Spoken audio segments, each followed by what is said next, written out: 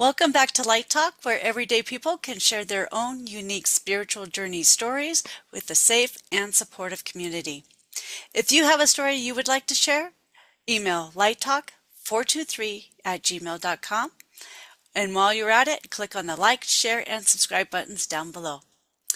We've got an amazing stories for you today. So I'm going to hand it over to you. Go ahead and introduce yourself and let's get started. All right. So my name is Michael Kopf, and I am a paranormal investigator, podcaster, and what kind of sets me apart from other investigators is I grew up in the metaphysical world, so I'm more attuned to, I would say, like voices being just out there, not attached to anything, and being okay with hearing that and not freaking out that something's talking to me that's not in the room with me, or I am more attuned to sensing energies, and so I can feel when something's amiss.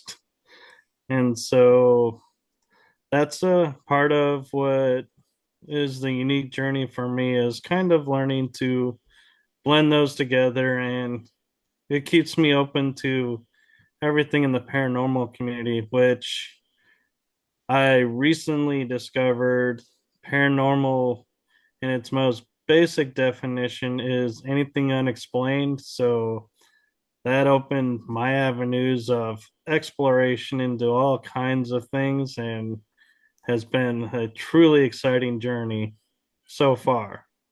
Yeah, and it does sound like you've had quite a journey. Yeah, starting as a child. Starting when you were 2 years old. Yes, and so what happened when I was two, I'll give you guys the full story as a story and not break it up so it's more fluid for you all to understand it, and I'll ad lib where I feel like needs to for context. But so when I was two, I was living in a two-story home that had a basement. So obviously being in the northern US area, and so I was bundled up for winter, as you can imagine, 2 year olds in the late 70s, early 80s, those fun outfits that the parents put us in to go outside in the snow. And I'm walking around on the second story, and they were doing construction or remodeling or something up there. And my mom had placed a board over this vent opening that went to the basement. Well, as I'm walking around, I find the vent is exposed. So I lean over to see, out of curiosity, what is down this vent. And next thing I know, something, as I was told, accidentally, and I'm using air quotes, pulled me into the vent. And so I was starting to fall from second story to the first to the basement. And in the process of falling, a second being shows up, pushes the other being away, and is like, "Nope, you're not gonna take him. He's with us." And started to have a conversation with this being.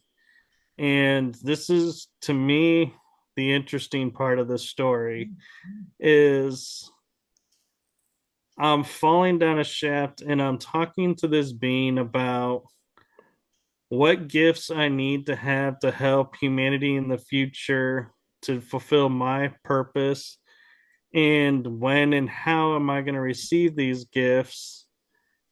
And that, yes, I'm not going to leave, I'm going to stay to fulfill my purpose. And so I then, next thing I know, after having this conversation and outline what gifts I'm gonna take with me and have in the future and which ones I feel like maybe don't need anymore. So let those go. And next thing I know, I'm opening my eyes and I'm on the floor of the concrete basement. And anyone who knows time knows going from one story to another story to a basement is a matter of seconds. So I definitely feel like I was pulled out of time to have that conversation.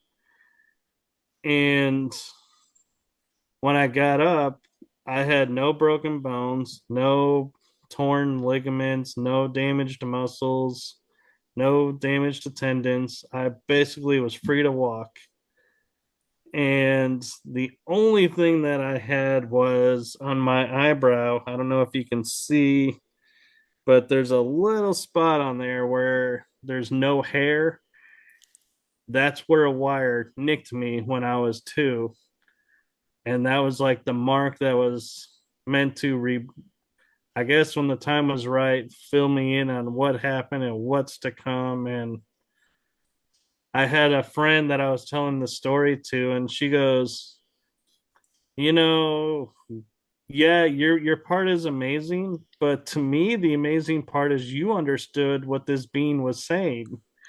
And I was like, I had to think about it for a second. I was like, yeah, that is, interesting too, that I would understand another being from another world. And I was like, I hadn't given it any thought really as to understanding it and how I could. And so, yeah, I was like, obviously meant for a lot of things with galactic experiences to come. And so, yeah, so that was my experience at two. And that's amazing. And you do at 2 years of age, my understanding is you're very open. So you're still able to have those communications and talk with other beings because you're so open Right. to have those conversations. And with you still being in like spirit form, you do have that vocabulary to understand all that, which is crazy because you don't as a 2-year-old as a human. Right. And we were talking about this back before we started recording a little bit, and I was like, yeah, and I wasn't aware too at two that I shouldn't be able to understand. So it was like I hadn't been programmed yet by society of saying what can I and can't I do. Right, right, exactly. And it's just crazy how that all works. It's really cool though. Really, really cool. Yeah. Yeah. And then you talked about some missing time. I want to hear some more about your missing time. So my favorite story about missing time is I was living at home going to college, and I was going to visit a friend and we were going to do coursework or hang out. I don't remember what we were getting together for, but her house and my house are 45 minutes apart in good traffic. Well, I get in the car. I remember starting it, started driving, getting onto one of three highways to get to where she's at. And next thing I know, I blink and I'm parking in her parking lot. So, what happened between getting on the highway and arriving to where she was, I have no idea what happened. And so, my feeling is either I was off on the astral plane doing something, or another being needed to do something. And so I apparently was like, okay, you can learn to drive and you can drive the car. Just, I'm grateful you didn't get me in an accident or kill anybody. But yeah, and Yeah. interesting the possibilities when we think about missing time. I could have been up on a craft. I could have been off in another dimension. I could have been in a parallel Anywhere, timeline. Yeah, I anywhere. mean, that missing time is like the oyster to the sea of Hmm. there's infinite possibilities. Yeah, yeah. I have a time where I was working a night shift, and after work, I was going to school. And again, it was like a 30 minute drive to the two places. And I went to pull off one time and I pulled off too early on the early exit. And so I went back into my lane and looked in my rearview mirror. There was a cop behind me. So it was like how long I was out, I don't know. But whatever it was, I always thought I was just sleeping, but I don't think so anymore. But whatever it was, I haven't received a ticket. So I guess I drove pretty good. I know, and that's the interesting thing too is, when you're missing time and you're behind the wheel, is the cars can drive themselves. So it really does beg the question of who was operating the vehicle, because that's like the ultimate mystery is, were we operating it, and because we were still there, we were able to drive, but they were like borrowing and viewing life through our eyes, or did they actually physically drive? Yeah. Was it like a channel or was it, yeah, like you're saying, they took me completely out of the car. I have no memory of anything happening just from this to this. Right. It's, I don't know.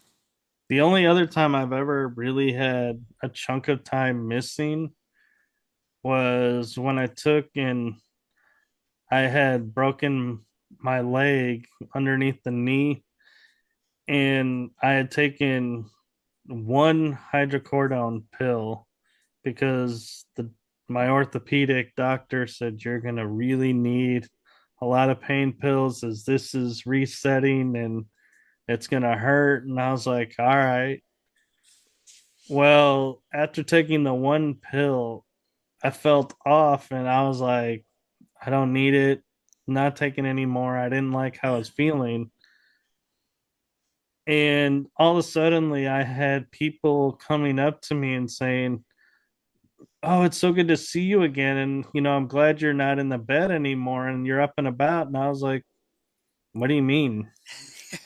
And I go, "How did you know I was in a bed?" And they go, "Well, I came to see you." And I Oh. said, "You did?" And I was like, and I realized from the day I took that pill for a whole week, I have no memory Mm. of what happened that entire week. Oh. That's And a long so, time to miss. yeah, and I'm like, part of me is like, I don't know if it was because of the drug that I took, the one pill, Hmm. or could it be that it was part of the healing process and so they took me out so I didn't experience the pain and everything, and being like, yeah, you know, I'm good to go. I'm fine and ready to go, and being told, Hmm. no, we got to wait till the bone heals better. It Right. looks good, but we just want to make sure. Right. Kind of conversations for a while. Yeah. It's fun arguing with them though. Oh, yeah. Yeah. I've had an argument with one of them. It's like, mm-mm. They And won. then, yeah, and the ironic thing with that was I was talking with my orthopedic and I mentioned to him, I was like in passing, I go, yeah, and he's like, so everything's great. I was like, yeah, but I just remembered getting up this morning for like 10 seconds to 30 seconds. There was like a sharp pain in my leg, but then it dissipated. And it's not because I put my foot on the ground, because I never touched the ground. And he goes, "Oh, well, hold on." And he goes and he runs and he gets an ultrasound machine and runs the ultrasound down. He goes, "You have a blood clot in your leg approaching your hip. And if it leaves your hip, it'll go to the brain or the heart, which are fatal. So we need to immobilize you, admit you to Oh, the hospital, and we got to put you on blood thinners to get this clot oh, dissolved." And I was sitting there thinking, God, if I didn't tell him about that sharp pain for at one moment, would have been missed. We would have missed it, and it could have been really bad. and you know that spirit talking. Yeah, Spirit knew because you had to say something. I'm like, I have a high pain tolerance, so I would have been like, it's nothing. So why would I bring it up? Right. Yeah, I get that one. I get that one. Yes, I wanted to also kind of talk about some of your astral traveling. That was really fascinating, what you were telling me. Yeah, so a lot of times people will ask me, how do you astral travel? And I can't really answer that because ever since I was born, I've had the ability to do it. So I can't explain really how to do it. But how it works for me is if I want to go somewhere, like I was describing, like if I wanted to go to Paris, I've learned how to leave my body, go to Paris, hover above, and or I could be on the ground walking, but I would literally all my senses would be in Paris while I was asleep. So it's like I was experiencing that place. And as I learned being in the astral plane, I learned one is you can be hurt in the astral plane, so you do need to be careful.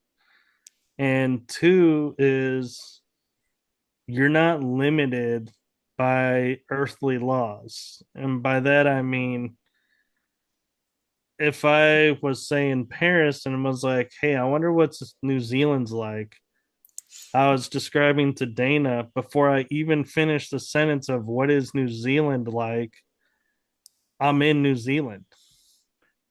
And so I learned how to travel really fast. And people have tried tracking me in my movements on the astral plane. And they're like, yeah, I seen you here on the planet for like 10 seconds and then you were gone and I could not find you anywhere. And I'm like, yeah. And I'm one of those, like, if I get the sense that something's following me, I may be like, hey, let's go to Japan. Let's go to Hawaii. Let's go to, all over the place. And then I'm like, all right, now let's go galactic. Because I figure all these jumps, it's like nobody's going to be able to track where I'm going. And so Right. I feel safe and then I'll go outward. And I must be a squirrel around. Sorry Squirrel. about that. That's like me in the sparrow world. Squirrel. Yeah. But yeah, and so I learned not only how to travel and go to places, but I've met other beings out there and I have seen the earth from space, so it's like it is the blueberry that we all see. And so I'm like, yeah, and I can't really argue that because it's like when I say to people, yeah, I've been in space and no, I wasn't an astronaut. They're like, then you haven't been in space. I'm like, oh yeah, I have. I've walked on a ship in space. And I was telling Dana this story is I have memory of feeling called to a ship. And so I went to my ship above the planet and I'm standing in the on the bridge, so to speak, and we're looking at a Stargate, and gate travel has been confined to if you're benevolent, you can come through. If you're not benevolent, then your access is highly restricted or not even allowed. And so they weren't acknowledging any of our communications. And so I just simply turned and I said, all right, let me handle this. And I went up a little shaft, like an elevator shaft, to the top of the ship in space above the planet, start walking on the hull of the ship, no helmet, just like a little nanotechnology suit on. But it's like my hair and face was like enjoying, I'd like to say, the breeze of space, but there isn't one. So it was just like, don't know why I didn't have a helmet on, but didn't need one apparently, and was breathing just fine. And I get to a spot and I stop and I look at the ships that are coming through and I'm like, nope, you guys are not supposed to be here. And I give them the option to turn around and return or else, and they didn't turn around. And I raised my hand and this energy light just appeared and the ships that had come through were gone. The gate was closed and I simply turned around, walked back into the ship, went to the bridge, and they're like, yeah, there's nobody else coming through. Everything's good. And I was like, all right, see you guys later. And back on Earth and Nothing going but the about my thing. day. And the interesting thing about it, though, is you had to imagine that, like, this would probably be like an hour or more of time in space. But here on the planet, it was maybe like 30 seconds. And one of the things I was explaining to Dana before this was time is an earthly construct. It is not a natural law that's in the universe. The universe has no time.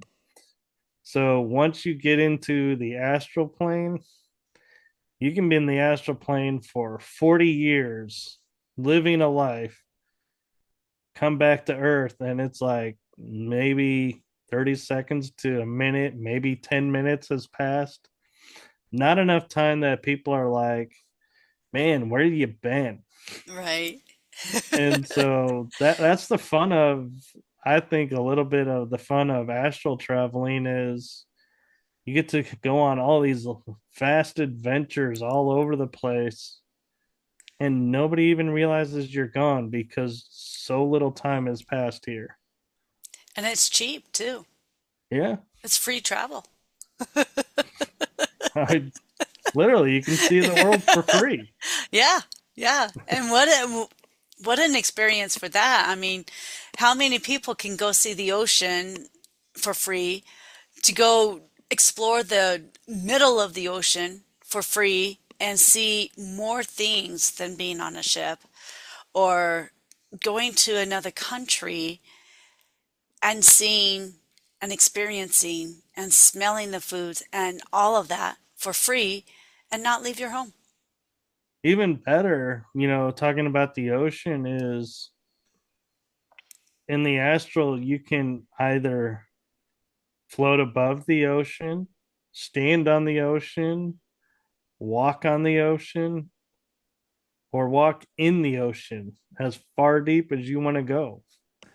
And you can just be around all the animals that are around. And Yeah. I mean, personally, though, I would say, if I was in the ocean, I would not be mocking the sharks and like provoking them, because chances are they're probably aware you're there and they may strike, and you could theoretically get a mark from being by that shark. And, you know, you're not invincible being on the astral plane. That's a It's good point to bring up. That's a very good point. Yeah. yeah. I mean, just kind of thinking of that, I'm like seeing like you being an orb or your light and your spirit and your soul and everything is there, and then a shark comes up and like takes your leg, and then you all of a sudden don't have a leg when you come back to the world. I mean, I I, don't know. that actually does happen.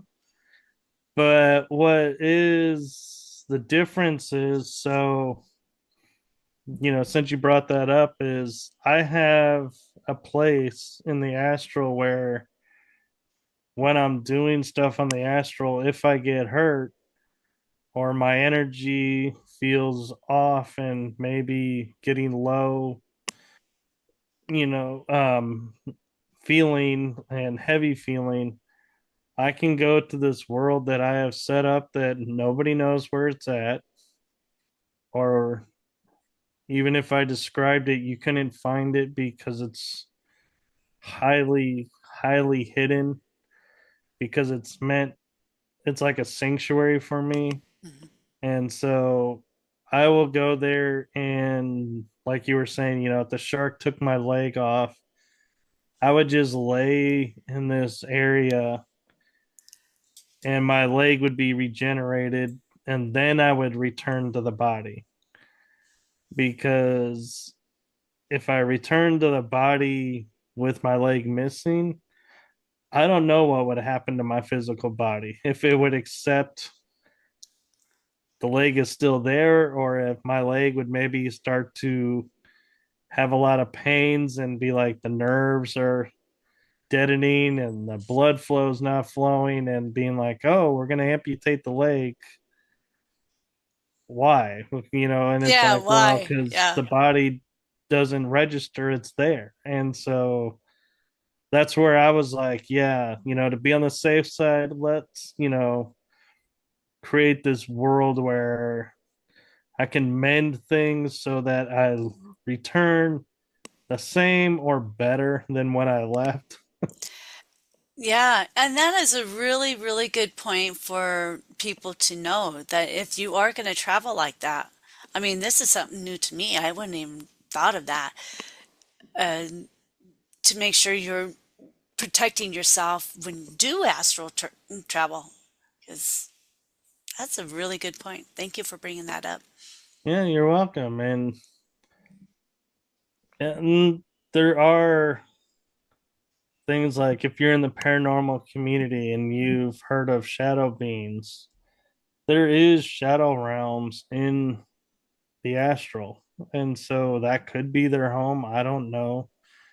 But I do know if you enter those areas, you may or may not be getting out of those areas, because the shadow zone is very, very low energy, and it's like you can get stuck in there. And not many people I know can go in, grab somebody and pull them out. Wow. So Be yeah, if safe you're out gonna there, go everyone. astral, yeah, don't go into shadow zones, because they're shortcuts. It's like, nope, take the long way. Trust me, you'll love the scenery much better. Yeah, so that's our message for this one. Be safe in that. Protect yourself. Find a place to recover and heal yourself before coming back. Yeah, Yeah, good and point. it all works by the power of thought. So don't feel like oh, because I've been doing it since birth, that, it's a get to me. It's no, it's just that I'm aware it's possible and accept it's possible. And so therefore it is. Yeah, yeah. Well, I can't believe our time went so fast. Our time is up already. Ah, um, thank you so much for coming on the show. Thank you Well, so much. yes, thank you for having me. And if I can take a moment and say, it's I love how it worked out time wise, that today is the 11th and I'm on your show. Tomorrow on the 12th, you're going to be on my show. So you can come and Yep. see me interview Dana tomorrow night. Yes. Yes, I will be with you and we're going to have so much more fun. And I'm so excited for it. It's going to be so much fun. I'm excited. It will be. And Yeah. it's going to be a interesting hour of adventures. There you go. Now I've got several adventures to talk about. So, all right. Well, if anyone out there has any stories to share, contact me at lighttalk423@gmail.com or contact Michael. And we'll get you on the show. And again, click on that like, share, and subscribe buttons down below. And we will talk to everybody later. Have a good one. Bye. Bye bye, everyone.